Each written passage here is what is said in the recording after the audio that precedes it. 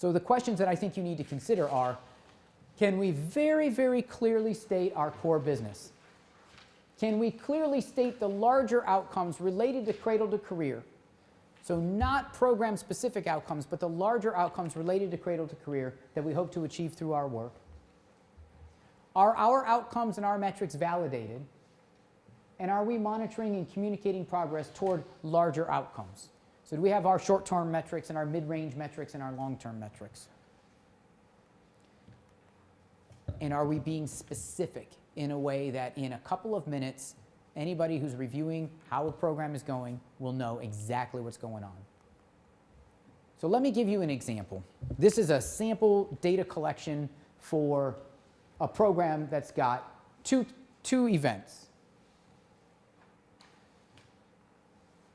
We've got the list of the kiddos who are going to be in the program. We've got their pretest score from the beginning of the program. We took attendance. This program happened twice. Took attendance on the first day, took attendance on the second day. We create this new thing that's called full program. Well, anyone who has a no in these columns did not get the full program. Anybody who has all yeses gets the full program. We can count that up and come up with a percent. We also then have their post-test score, their overall gain, and their change from the original. I'll talk about that in just a minute. We can take this, which I'm going to tell you right now, that spreadsheet and the way you're going to monitor your program should be completely built out before your program ever even starts. The whole thing built out just that way.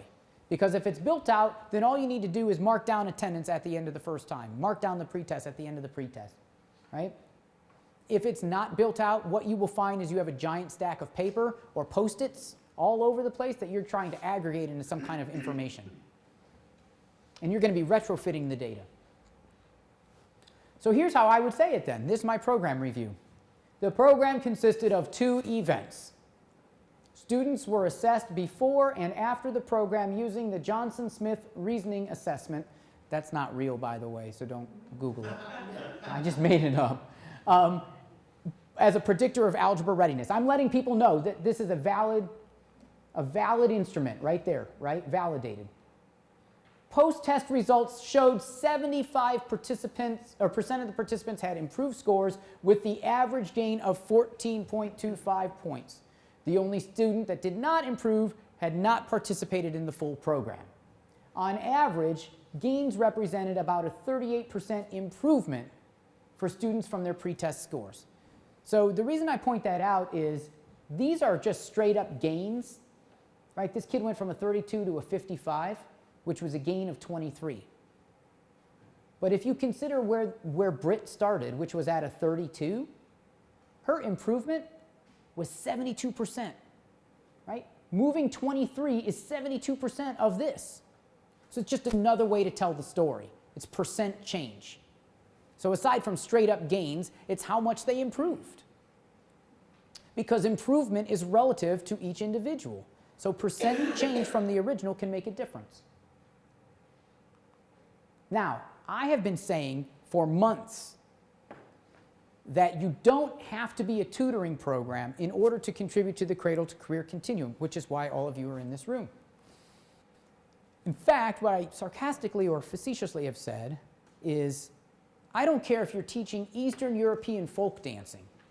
You can tell that story in a way that helps people understand how you're contributing to the cradle to career continuum. I pick Eastern European folk dancing because I'm pretty sure nobody in this room specifically teaches that. Is that right? I don't want to be accused of doing anybody's homework. So on your tables, you'll actually see sort of a beginning write-up, and there may be a typo or two in it, but you'll see a beginning write-up for a program that's called Arkan Nation.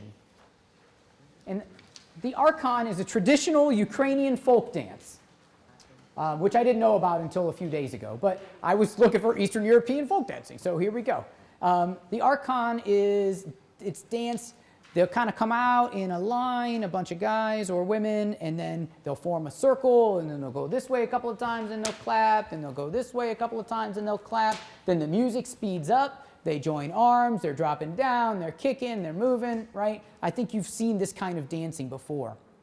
So here's their core business. They teach traditional Ukrainian folk dancing to students who want to participate in this wonderful cultural tradition.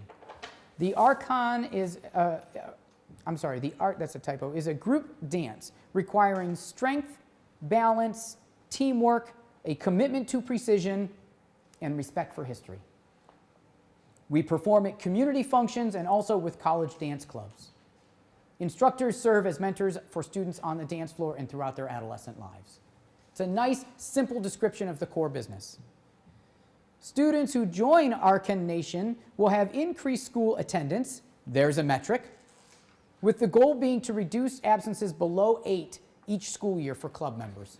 Now we've tied that metric to something that we know research has proven makes a difference. During the program, Arkan Nation members will report improved peer and adult relationships, there's another metric, increased mastery goal orientations, there's another metric, and an increased interest to attend college after high school, there's another metric.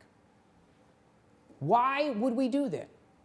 Because keeping absences to 8 or fewer each school year increases the likelihood students will graduate ready for success. Students who report positive adult and peer relationships are more likely to graduate from high school and avoid high-risk behaviors. And mastery-oriented students and students who aspire to go to college have higher grades and improve their achievement over time. Very clearly and succinctly, here's what we do, here's why it connects to the pipeline, here's why our connections matter, and here are specific metrics: demographics, pre-assessment, school absences, midterm assessment, and post-assessment. And then, on the back, is what my spreadsheet would have looked like. Because, at least if you're like me, what happens is you're seeking grant funding, and the grant application is due at 4 p.m. on a given day, and at 3:58 p.m. or 3:59 p.m. you're hitting the submit button, and you've been running around frantically till then. And you're so happy to have hit the submit button that you take a great big sigh of relief and you just, and then you wait. Then one day somebody says, congratulations, you've been funded, or you've been invited to submit a full application, and all of a sudden you're scrambling around and you get the funding and, oh my gosh, this program's actually going to happen, and you don't have one of these. And now you're running around saying, how are we going to collect this? How are we going to measure this? How are we going to find out if it's going to work? So while you're building out the narrative, you need to be thinking about what would that look like if we were collecting that information, and you need to be building that out at the exact same time. So when you hit submit and they come back and say, how are you going to measure it? You're already done. You got it all done. So this, I imagine if this were one giant spreadsheet for me, I would have this. I'd have the students' names, their grade levels, their genders, what school they attend, their ethnicity. Then these are the survey results: peers, adults, mastery, college. Those are the 4 things that I wanted to measure, and then any notes. On the absence data, knowing that I can't get my hands on school level data, I simply would instruct all of my people to ask the kids, did you go to school this week? How many days you miss? 2.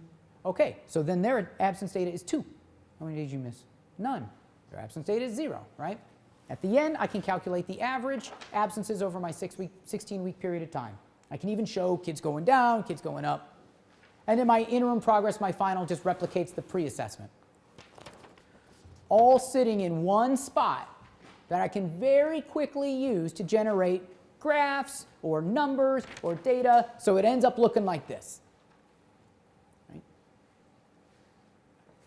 Now, I'm not saying you have to do it this way. I'm just saying that in my experience, people stumble because they, in their heart, know they're running a wonderful program, but they cannot tell that story, or they cannot say how their story connects with cradle-to-career outcomes, or they cannot say how they're going to measure whether the story is actually having the ending that they wanted, right? And those are the barriers to success when you're kind of working through this process. So I'm just kind of putting this out there as maybe something to consider for you. This conversation came up at the break, and I just want to make sure that we're clear on what we're proposing. First of all, I'm fully aware that you probably have metrics or thoughts about metrics that I haven't considered. For example, I didn't show you any measurements on parent engagement, and I know that that's really important, and I've been kind of mining out there looking for surveys that would meet my criteria, short and free. right? Because if that's one of the things that you do is parent engagement, I got to find a way to help you measure that. But on a lot of these other metrics that we've considered, we already have validated measures. Our goal, we rolled out a survey last year in a high school in Summit County where we measured sense of belonging in a classroom, aspirations for going to college, self-efficacy, and confidence in approaching hard work. Oh, and mastery orientation. That whole survey took about 15 minutes, right? So kids completed that survey in 15 minutes. We have surveyed them every month throughout this program. What we're proposing is something like this. We at SEI will develop and validate a survey that has all these measures on them. You and your organization are going to think about how do our core business and core values move some of those things that we talked about today. Mastery orientation, positive relationships with adults, those sorts of things. You won't measure all of them, that's too much. But you'll pick the ones that you think most closely align with your organizational values and work. And then you can literally just steal those parts of the survey from us to create your own measurements. Because when that happens, we're all talking the same talk. When you say mastery goal orientation, it means the same thing. When you talk about positive peer influence and you talk about positive peer influence, it means the same thing. The power in that is at least twofold. Number one, funders won't have to ask you what it means as much anymore because they'll know what the metrics are, right? Number one.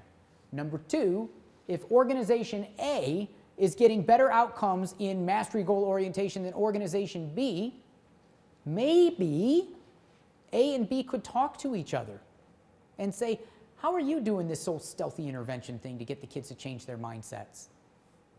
Right? And as Darren said earlier, and I will reiterate, we never compare organizations publicly. But what we will do when we find that their program is having its intended outcomes and positive impact on kids, we can work with you to write a white paper on how that really had an impact and what it was that you were doing that seemed to be making the difference and moving the needle, and celebrate that with you, right? So while we're not going to say program A had better outcomes than program Q, if program A is being successful, we're going to connect A and Q together, and we're going to try to celebrate A to the greatest extent possible so that other people can do it the way effective programs are doing it.